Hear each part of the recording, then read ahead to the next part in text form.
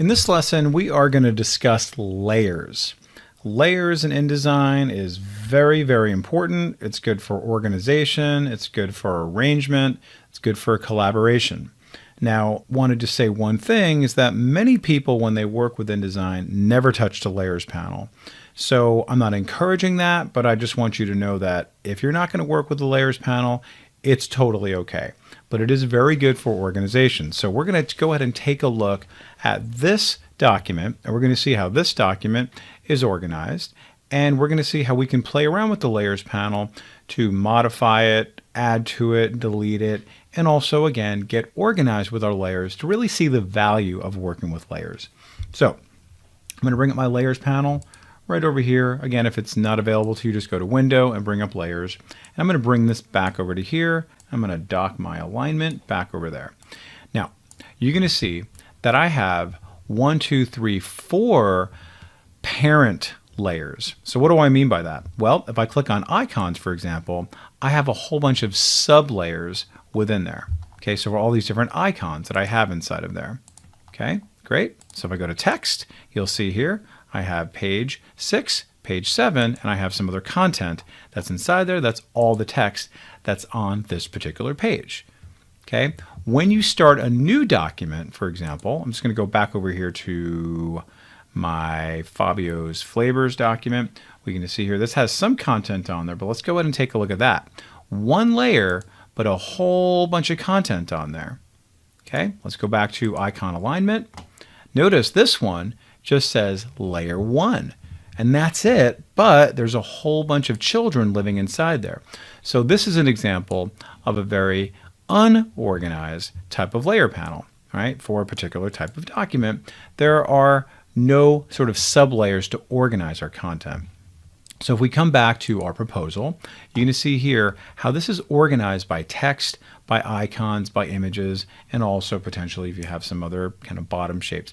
This is all really up to you how you want to organize your content. This is really just to give you some ideas on how you can work with it. All right, so let me just go ahead and, for example, I'm going to go ahead and go to my images. And you can see here I have my tiramisu, and I've got my flower, and I've got my market stand. Now, when I click on the layer, I just want you to notice that when I select on it, if you're used to programs like Photoshop, it does not get selected here. The way to select an object by using your layers panel is to select this little square right there. So when I click on that, notice how this gets red, and red is the color of this layer, and then this gets highlighted, and then notice the bounding box for this is also red. So watch again, if I click on flower, tiramisu is still selected. Market stand, tiramisu is still selected. If I wanted to select the market stand, I would then click on the square, and then that gets highlighted, and it becomes the active layer. All right, so kind of unintuitive if you ask me. So just keep that in mind because that might kind of throw you for a loop a little bit. Okay, now let's say, for example, I wanted to rename these. Okay, I'll just call this something else like vines. Okay, so all we're going to do now in order to rename layers is very simply just do kind of like a slow motion double click. I click once on it, click it again, wait for it to light up, okay, and I'm just going to call this vine stand. I hit return, and then bam, you can see now that's a whole different layer. Okay, very good. So hopefully all that stuff makes sense. Now we're going to talk about how we can create new layers in just a little bit. Okay, but it's very important to see how a pre-existing document is already created. So let me come back over here to this icon alignment that we just did in the previous exercise, and I'm going to start bringing in a whole bunch of new content, for example. Right, I have all these right here, these icons, and I have my title up on top there, but I might want to bring in some other text elements. So I'm going to show you something kind of neat. I'm just going to go ahead and bring in a text box, and I'm just going to do just one just like that.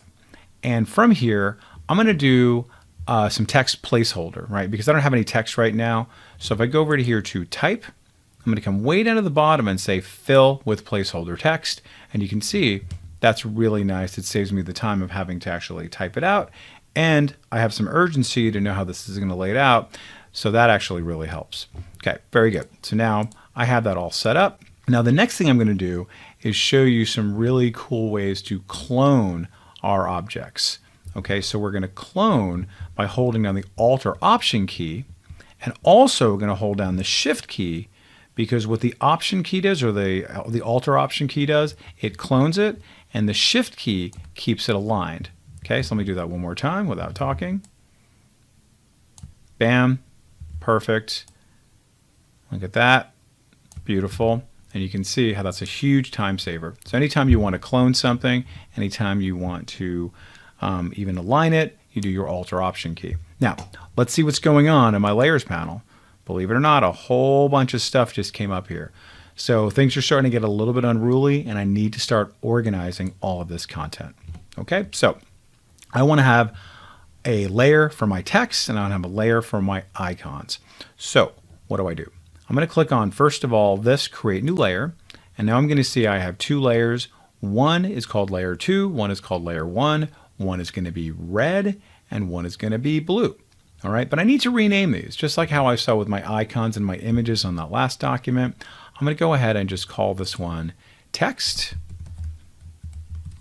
and I'm going to call this one Images. So slow motion double click. Very good. And now I need to have these guys, since this is text, go up into the text layer. So I'm going to go ahead and just hold down my Shift key and then just simply click and drag. So now it's out of there, and now I'm nicely organized with this. And you'll notice that the other thing that happens is that the bounding box is now the same color as this layer. Okay, it's now red. I'm going to talk about how we can change that in a little bit, but you can see how nice and easy this is.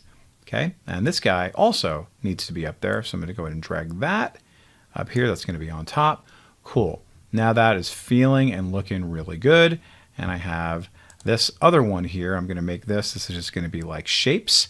So let's go ahead and create another new layer called Shapes, and that's my rectangle. Drag that in there, open that up. I'm going to rename that so it's no longer called rectangle. I'll just call this side binding. Great. Now I am super happy with this. Okay, so let's go ahead and I can minimize these, right? So it's not taking up so much space. I can maximize one at a time if I like as well. So let's take a look at some of the other kind of like minutia around working with our layers panel. So you see here I have these little eyeballs here. That's all about visibility. Sometimes you want something to just sort of disappear temporarily. You can very easily do that. So if I don't want to see any of the text, for example, I could just simply click on that eyeball and all the text goes away. See that? All four elements then become invisible, but I can always bring them back. If I want to only make Fabio's flavors disappear, I can very easily do that, independent of all the rest of them. Okay? The other thing you might want to do is lock your layers. You can't see them here, but this little invisible column right there will allow me to lock a layer. Well, why do I want to lock a layer? Sometimes you're accidentally clicking on something. There's sort of competing elements. So let me go back to like my proposal template, and I'm going to go to here, and you'll notice that like, oh, you know, I keep trying to like click on this and then this guy moves, right? Something like that. So I'd want to lock this shape layer so I don't accidentally, you know, like, oh man, I keep trying to move this text and this keeps moving, right? There's competing elements. So very easily now I can then lock this. See that? Now this is locked, and as hard as I try, I cannot move it. Okay, so just keep that in mind if you try to do that, and you need to lock it very easily. You can lock it, and then of course you can unlock it just the same. Okay, so very cool. Let's come back to here, and then this time, let's do a little bit of color coding. All right, so I'm going to work with my text layer right here. And what I'm going to do this time is I'm going to kind of come over here to the right-hand side and double-click very quickly. See that? I'm not double-clicking on the text. I'm coming over here to the right-hand side of it so I can get these layer options that appear here. So number one, this is going to give me the choice to change the layer name, of course, if I want to. Here is the ability to change the color of my layer. So let's go ahead and make that orange. All right. Then we get a whole bunch of other options here, like do you want to show the layer? That's pretty much the same thing as the eyeball. Do you want to lock the layer? Right? Same thing as what we saw in that second column. Print the layer. Well, sometimes you don't want to have certain layers get printed. A good example is let's say you're looking at something that's just old and you're bringing it into this document and you just want to sort of model after that old, let's say a map or a guide or a chart or something like that, or just old text. And you're just using that as just sort of like a reference. You don't want it to print when the time comes, but it needs to be there. So you can just say, hey, you know what? Don't print this layer. I want it there as a reference, but when I print it, please don't print it. So it won't print. Okay.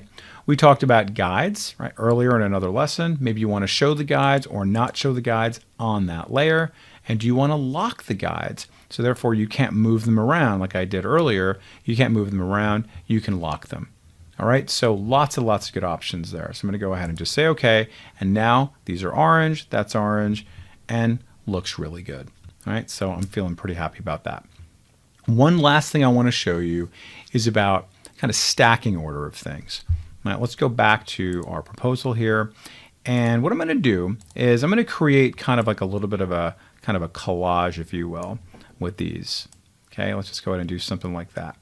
This may not be the way I want things ordered. You see this? How this is going over that, and maybe even like these lines here. Maybe you want these to be kind of in a different order.